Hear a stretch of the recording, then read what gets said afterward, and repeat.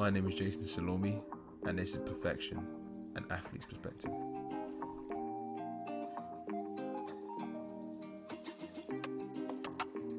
We got a very, very special guest today. A good friend of mine, running back for the GB Lions, formerly of Southampton Stags, London Blitz, Dresden Monarchs, and the Bialystok Lowlanders, Mr. Glen Toonga. Glen, how you doing, man? Hey man, what's up, man? How you doing? I'm good, man. I'm excited, man. I'm excited. Yeah, Nice, nice. me and Glenn know each other for a while. We used to play at Blitz together. We played against each Yeah. other at uni.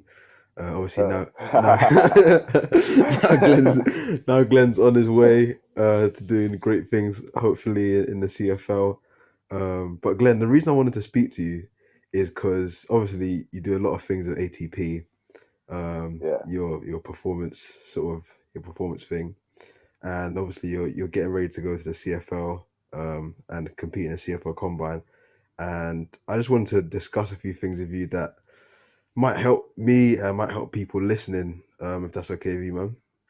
Yeah, man. Yeah, yeah. Cool. Yeah, let's do it. Yeah, Cool. I'm down for that. Yeah, man. All right. So one thing I noticed, you guys training in ATP, you do a lot of like force production, like jumping around, like Yeah. plyometrics and stuff like that.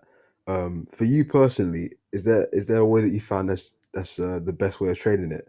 And if you don't mind sharing the secret, so people can improve.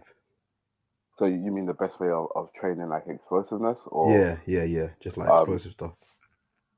yeah, so obviously we work in so when we're talking about explosiveness, we're talking about well at ATP specifically, it's all about getting athletes faster. Hmm. So the more explosive an athlete is off the line, the better it is for them. Hmm. The more force an athlete is producing, obviously, the faster they run.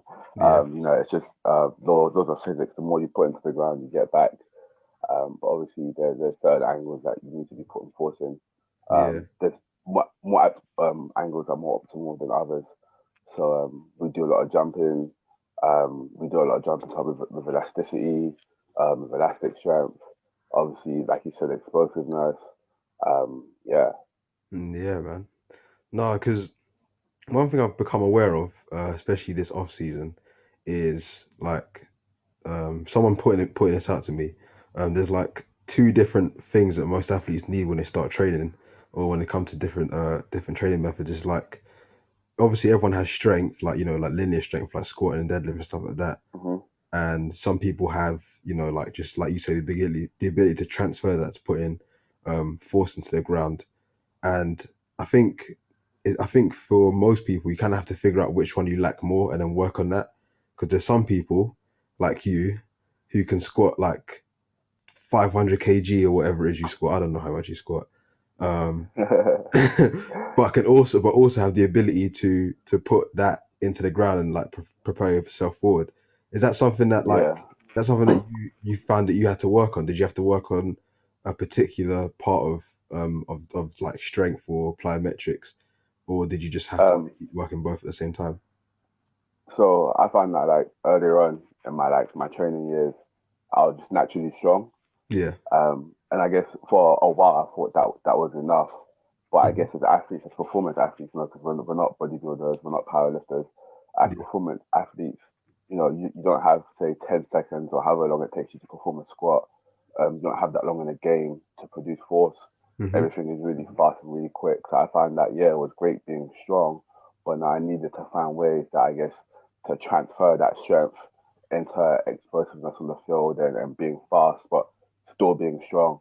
Yeah. So I found that plyometrics, whether it's upper body plyometrics or lower body plyometrics, were a great way of me transferring all the strength that I have naturally, I guess, into explosive strength and like speed strength Hmm. on the field. Because if you didn't, I guess, need to be explosive, you find that I guess the power lifters and the bodybuilders would do really well in performance sports, but Yeah. they don't. Not because they're not strong enough, but because the amount of time that it takes them to generate that force on the field or on the court or on the track, it takes way too long, so they don't generate as much force as they do like whilst they're squatting or whilst they're benching. Hmm. So parametrics are a great way to do that because I guess obviously depending on what plyometrics you're looking at, but a lot of them it's always short contact time with the ground. Mm. So within that short contact time, you're always trying to produce the most amount of force that you can, and I guess you're constantly working on that. So Yeah, yeah. yeah, man. And with your plyometric work, do you find that like is strength training and plyometrics, is the recovery aspect sort of the same, or do you find that you're spending more time recovering from one more than the other? Um, so when I think about recovery, I think more um, of the session as a whole. Yeah. How demanding, how intense is that session going to be? Hmm. And how demanding is the plyometric that we're doing? When we talk about like plyometrics, I like to, I guess, not give full recovery. So I'm not going to give you a whole 3 minutes, but Yeah. we don't do it as part of our conditioning. Hmm. Um, we keep it short, keep it at the start of the sessions.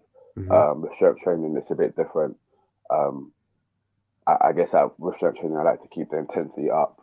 So I guess same. I won't give myself full recovery, but I'll give myself enough so I can go and perform, say, my next 3 reps Yeah. at a good quality, at a good speed. Um, so yeah, I guess that's my answer to that. No, that's good, man. That's good. And obviously, because right now we're in a pandemic, has your training changed much, or is it pretty much the same? So fortunately, I still have access to gyms Ah, because of like lucky. because the government has that elite athlete, elite sports is still going on. Yeah, So I yeah, guess if you yeah. meet like certain requirements, you can still use the gym or use certain performance centers.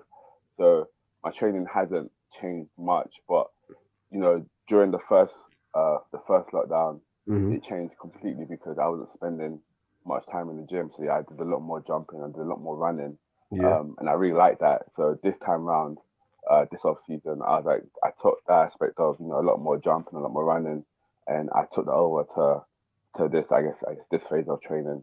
So Hmm. I'm still in the gym, but I'm spending a little bit less time in the gym, and spending a bit more time running, a bit more time doing plyometrics, a bit more time on the field. So yeah. Do you find because I'm kind of with you, because obviously lockdown, I don't really have access to the gym where I am, unfortunately. Mhm. All of us have elite facilities, but I found So shade.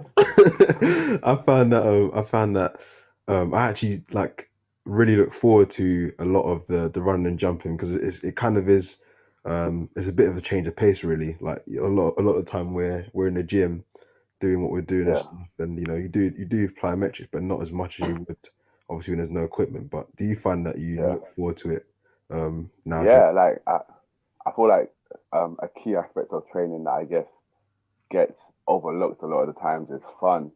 Yeah. Your training session's fun. Sometimes they're not meant to be fun. Sometimes they're meant to be grueling. Sometimes, they're meant to be tough. They're meant to be exhaustive. But, generally, your training sessions fun. And I find that doing stuff like sprints, doing stuff like, all forms of jumping, plyometrics, they always tend to be fun. They're always like exciting. Um, so yeah, yeah, I do look forward to those sessions. I Definitely, feel like man. you have to, do you know what I mean, as an athlete, it's stuff that you spend a lot of your time doing. So there's no point doing it if you're not having fun. It's a bit different, I guess, if you're a boxer and you're making God knows how much, or if you're a soccer player and you're making God knows how much. So I guess it'd be more about the money, but at the level that we're playing at and the sport that we're playing at, within this part of the world, um, I don't feel like the money is enough to make up for not having fun Yeah, during you're training right. sessions or not enjoying what you're doing. Yeah, and I find as well, like when you actually look forward to training and you're having fun, you seem to get more out of it, man. Like you actually 100%. you actually like one thing that I've focused on is being present, and it's much easier to be present when you're having fun, because Yeah, exactly. you're not really looking forward to the end of the session. You're looking forward to, okay, that this next rep or next set is going to be sick, Yeah, and then that's exactly. that's really how you end up getting better, because you're focusing on the actual rep, and that some Exactly. I think it's called the mind muscle connection, where like you're actually thinking about what you're doing, What you're and doing, yeah. yeah, and then you end up getting better, man. So yeah, I think you're Yeah, right. you're actually doing stuff with intent. Like when you're Exactly. looking forward, I guess when you're hoping the session ends sooner, when you're looking forward to the end of the session, I guess you're doing things more so just to get through it, Yeah. and get out. But when you're having fun and when you're enjoying what you're doing, I feel like it's much easier to do something intense. Like a big thing about when we talk about it, doing explosive work, whether it's running, jumping, whatever, it's always to do something intense. And I feel like Hmm. it's much easier to do that when you're actually enjoying what you're doing rather than looking forward to being done with it. Yeah, definitely, man. Definitely. So you spoke about your off season a little bit. How do you how do you structure your off season? Because I know it's obviously different with different sports. Yeah, I know some people like to do certain things at the beginning that they cut down on the end, and I know some people like to like be at like a certain weight and then they lose the weight or gain the weight or whatever. And I know some people like to try and peak. Obviously, with American football, in your position, you're not because of the combine. I'm not really sure when you guys are going to camp, but are you looking to yeah. are you looking to like be peaked like going into camp, or how do you structure your off season? Um, so the way I'm structuring this off season now, I guess, is a bit different to how I would normally have done it, just because of Corona. Yeah. Inconsistency is been a bit of inconsistencies of like gyms closing, gyms opening, or certain facilities being open and certain facilities being shut. Um, but generally, it's more so okay. At the start of the off season, I like to get in shape. So whether it's we start with tempo runs, a lot of hill work, stuff we do in the gym. It's more so to get in shape, get me ready for like the faster stuff that would come further down the line in the off season. Hmm. A big main aspect of what we do at ATP um, is triphasic training. Hmm. So we work on the three components of dynamic movements individually. So we go through like eccentrics, isometrics, and concentric training. Okay. So that's like the main focus of that. With the speed work, again, we break that into components of like acceleration and top speed. You know, early in the off season, a lot of the top speed work will be, I guess, more, like I said, more tempo runs, more getting into shape, working on like aerobic capacity and stuff like that. Hmm. And then like further down the off season, that's when we start doing like a lot of the fast stuff. That's when we start to introduce stuff like the flying 30s and fast wicket runs and stuff like that. Um, as for peaking, so just because of the nature of the sport, I don't feel like you should look for a time for when you're peaking. Hmm. I feel like it's a bit different when you're doing something like track, because you know you only have a certain amount of meet um, a year. So I guess you can peak for a certain time in the year.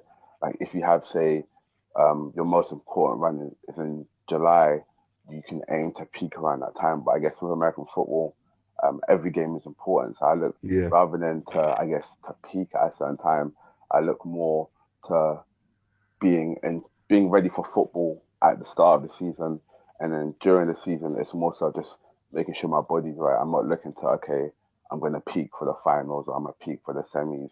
It's more so okay. Let me make sure I'm ready for football, ready to play sports. Um, at the start of the season, and then during the season, it's more so just looking after my body, making sure that I'm taking care of like the niggles that you get, the small injuries that you get. So yeah, there's not so much focus on peaking.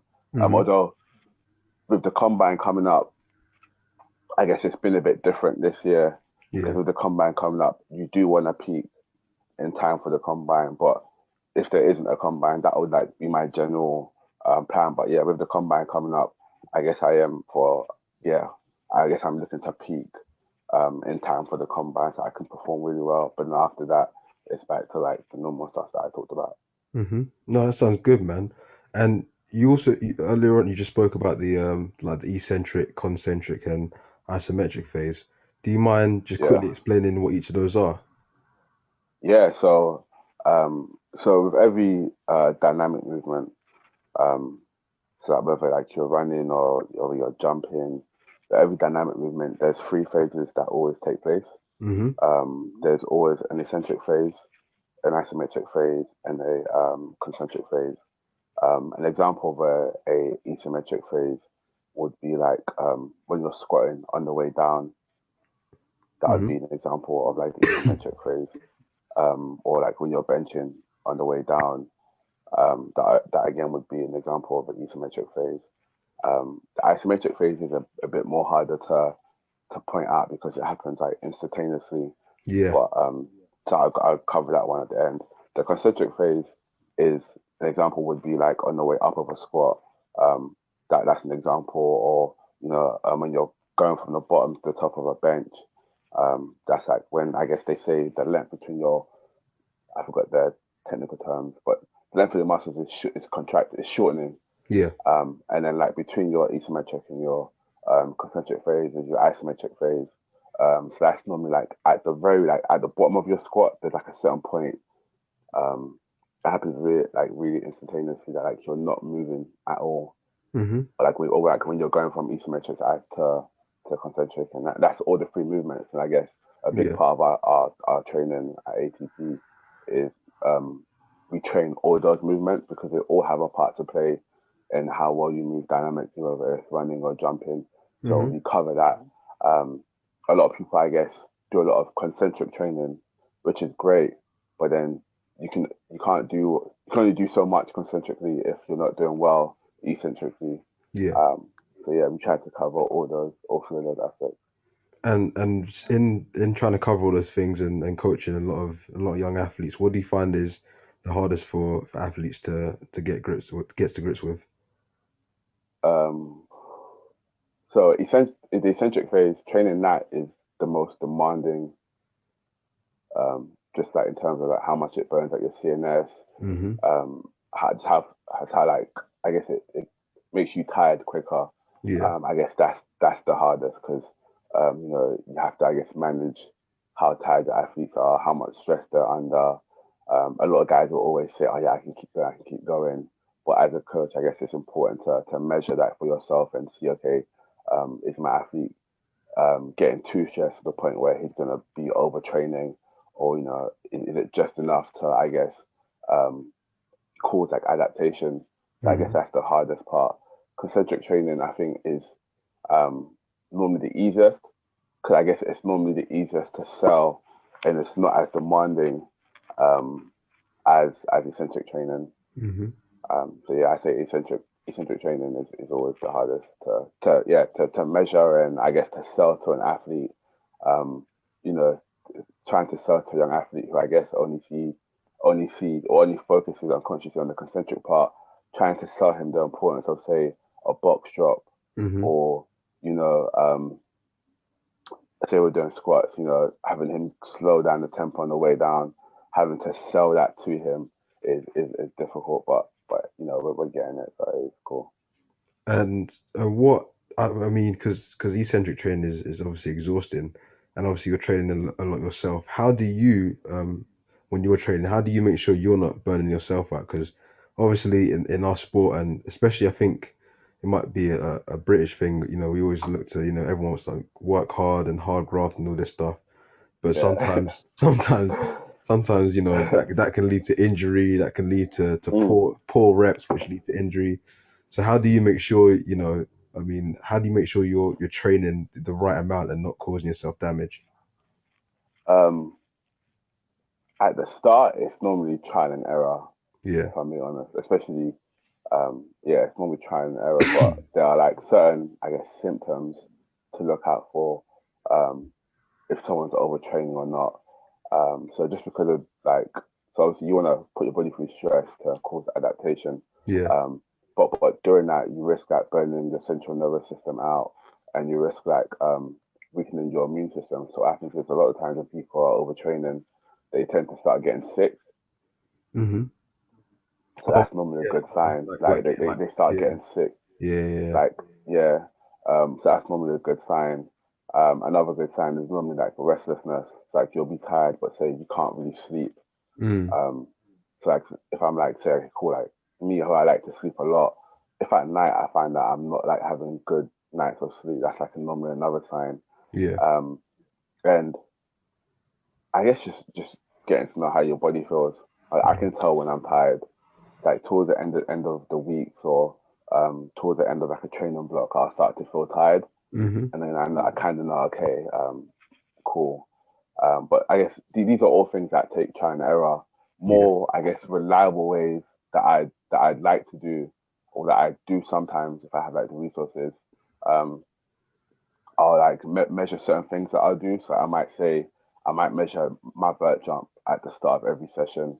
Hmm. That's normally a good indicator to know like where I'm at. Like, am I tired? Am I not tired? Um, yeah, That's that's a good normally idea, one. actually. I like that. Yeah, but I guess it's hard if you're doing it yourself. So if you have like, I guess, the equipment or access to facilities like say force plates, Hmm. testing before every session, just like a couple of vert jumps is normally great, Yeah. because then you can see just from that, um, the output that you're giving out. Am I tired? Am I not tired? How much force am I producing compared to like how much force I normally produce on average? So that's normally a great way to do it if you have the resources. But other than that, it's more so just getting to know how your body feels, man. I Yeah. feel like a lot of people mistake fatigue as an indicator to keep going, but Hmm. normally it's normally a sign from your body to, okay, yeah, man, you probably need to take a couple of days off, or a deload day, or bring the intensity of your workouts down, or have a bit more rest to recover between workouts. Yeah, I think people get that fear of missing out. We all get tired, but you think sometimes I used to think anyway. If I had to take like you say a deload week or some time off training, I think, oh man, all these reps that I'm missing out on, I'm getting worse. yeah. And then you're probably thinking, the other guys are probably training right now, and I Yeah, can't man, afford to take a week off. And I get that, like I definitely get that. But I guess when you look at the long term, you'd be doing yourself more harm than good if you kept going, if you kept overtraining, because you definitely, wouldn't get the gains that you would have gotten if you allowed your body to rest and adapt to the stress that you've just put it under. exactly, man. And I think one thing that is killing our people is when people say they want to get better like 1% every day. That Yeah, doesn't even make sense when you think about that it. is, yeah, it doesn't. Yeah, That doesn't make sense every day. I get where it comes from. The Yeah, idea that like, I guess every day you want to take something away, like learn something or get better at something specific, but not every day. Some days you need to rest. Sometimes you need to chill. Some days you need to take time away from training, and I guess just recover, man. Just, yeah, definitely, realign yourself, and yeah, definitely, it's man. hard. I guess it's easier. I guess with our sport as well, the difficult thing is that a lot of athletes don't have access to like performance coaches. So a lot of these things, like, measuring fatigue and, watching out for overtraining or not, they have to do it themselves. Yeah, But yeah, when you have like a coach, someone who knows you, it's easier for you to listen to him if he says, okay, yeah, next week I'm taking off. But when it comes from you yourself, a big fear is, I guess, people thinking, oh, am I just saying this to avoid working hard? So exactly. then guys will keep going, and yeah, it's difficult. And then something terrible happens. That happens to all of Yeah, us, like an man. injury, or yeah, man. It sucks. So the CFL, man. Obviously they've changed the combine. So you're doing the combine like remotely, right? So how's that gonna work? Are you gonna film your measurables or how's that gonna work? So basically, yeah, the CFO announced a couple of weeks ago that they're gonna do the combine remotely just because of everything that's going on with coronavirus. It wouldn't be a good idea for us, and I guess the country probably wouldn't allow many people from different countries to all come at once and I guess gather around, especially when Canada's going through like their second wave. Mm, So what they said is that we'll do the combine remotely, hmm. um, and then they haven't. We have a Zoom call on the 2nd of February, Okay. I guess, to discuss like the logistics of how that will work. But I guess there's two options. One will be they split everyone into groups, I guess, based on time zones, and we'll do it all live. But we'll also have people recording. Okay. Like, so we'll do it on live in front of scouts, but there'll also be like, say, another phone that's recording, so I can watch it later and send to scouts. Yeah. That's one way. It's a bit more difficult because I guess um, you have to hope that everyone has access to say enough cameras to do Yeah. it live and like be recording their stats. And obviously there's like technical issues that can happen with like a loss of signal or a lag, like jet lag. I mean, not jet lag, so like a lag in terms of like internet connection and stuff like that. Hmm. Um, The other option would be, I guess, to just have people record it on their own and have them send it through to you. Yeah. Um, the difficulty about that is, I guess, you'd have to be able to tell through camera if that's 40 yards. Do you know what I mean? You'd Yeah, have to yeah. be able to tell as a scout, okay, was that 40 yards that he just ran? Or is that 5-10-5 rather than rather than 3-9-2? You know what I Yeah, mean? You yeah, have to, as yeah. a scout, you have to be able to tell these things. So I guess that's the difficulty with that. Although it would be easier because there wouldn't be stuff like lag, or you wouldn't have to hope that everyone is in like the same time zone. You could just tell the guys, okay, here's the deadline day. By this day, you need to have some videos of this, this, that. But like I said, there's issues because you'd have to be able to tell whether people are running the right distances. They gotta trust you. And yeah, they got to trust you. Yeah, exactly. And then on top of that, the Canadian combine is famous for, I guess, doing like one-on-one draws. Yeah, You of know, they're course. Yeah. famous for doing stuff padded, but you won't get that because people will be on their own.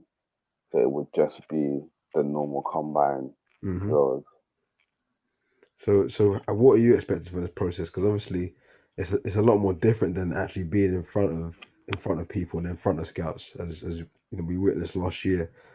Yeah. Do you think it'll be easier? Do you think it's going to be a bit more challenging? That I would have done really good in person. The issue with, I guess, doing it on a remote combine is you have to, I guess, shine athletically Yeah, um, through a camera, which is, I guess, a bit more difficult. But it's cool, you know. I always like a challenge, so I'm ready for that. yeah, man. And what are you? Because obviously, in different sports, you know, there might be guys that are moving up to like a more pro setting or like a senior setting or whatever. What are you Yeah. thinking about moving up to playing against guys that have been playing since they were like 4 years old, and you know you might be playing against NCAA stars? How you thinking about that? I like that. Yeah. Um, I guess the nature of the sport is to compete. Hmm. Like fundamentally, that's what all our sport is, just competing against the guy in front of you. And um, I guess you display how good you are by how well you do against the guys in front of you. Yeah. So I guess it'd be a great challenge for me to see how good I am by playing better guys, by playing better opponents. Hmm. Um, I wouldn't be playing the sport, I guess, if I didn't want to see how good I was, or if I didn't want to consistently like challenge myself and get better. So That's I'm it, cool man. with that. I'm looking forward to it. So Yeah, and yeah, I think as well one thing that someone said to me that was really good bit of advice is you wouldn't be there if you weren't ready to be. You know, so and yeah, anyone who's 100%. exactly anyone who's moving up to whatever level or higher level and you're a bit nervous, you wouldn't be in a position to compete at a higher level against you know top notch athletes if you weren't meant to be.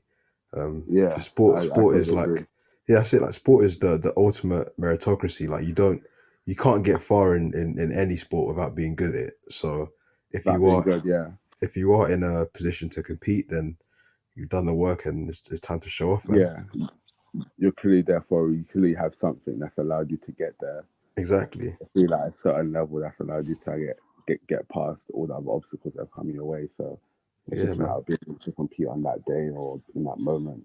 That's it, man. All right. So just to wrap up, I'm always quite keen to hear like top athletes. What is the what's some of the what's probably the biggest mistake you'd say that you see young athletes make in American football or just sports in general? Um, not asking for help.